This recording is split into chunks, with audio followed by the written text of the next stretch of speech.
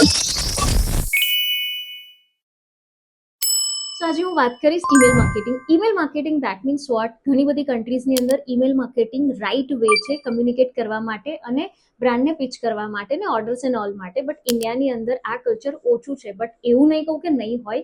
ઘણી બધી બ્રાન્ડ્સ એવી છે આ પર્ટિક્યુલર જ્યારે ઇન્ફ્લુએન્સર ઇન્ડસ્ટ્રી બૂમ થઈ રહી છે અને ઘણી બધી એડવર્ટાઇઝિંગ ઇન્ડસ્ટ્રીની અંદર લોકો ઘણું સારું રિવોલ્યુશન લઈને આવ્યા છે.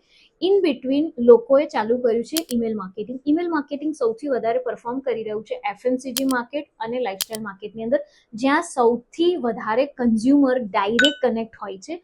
સો મેલર્સના સબસ્ક્રાઈબર થઈ જાય છે, વેબસાઇટમાં બધા સબસ્ક્રાઈબર લઈ લે છે અને ઈમેલ્સ કરતા હોય છે. આ ઈમેલ્સની અંદર ઓફર્સ હોય છે, કૂપન્સ કોડ હોય છે અને અપકમિંગ ઇવેન્ટ્સ હોય છે કે એના અપડેટ્સ વિશેની ડિટેલ્સ મળતી હોય છે.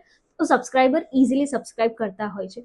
તો yes, as a brand email marketing બહુ જ હેલ્પ થતું હોય છે, કેમ કે જ્યારે તમે ઈમેલ માર્કેટિંગ કરતા હોવ છો ને ત્યારે તમારા customers become your community part અને એ લોકો તમારા સેલ્સ ને બધી વસ્તુના સાથે અપડેટેડ હોય તો ફટાફટ તમારો સેલ્સ જનરેટ થતો હોય છે અને એક ઓથેન્ટિસિટી હોય છે જે કમ્યુનિટી હંમેશા તમારી માટે હોય છે ને તમારી રાહ જોતી હોય છે તમારા સેલ્સની, તમારા ઓફર્સની ને તમારી બ્રાન્ડ સાથે કન્ટિન્યુઅસ રહેવાની. સો આ વસ્તુ હોય છે ઈમેલ માર્કેટિંગમાં અને એની માટે સૌથી બેસ્ટ વસ્તુ હોય છે તમારી પિચ. એ હંમેશા બેસ્ટ પરફોર્મ કરશે. નાવડેઝ જીપીટી તો છે જ તમારી પાસે.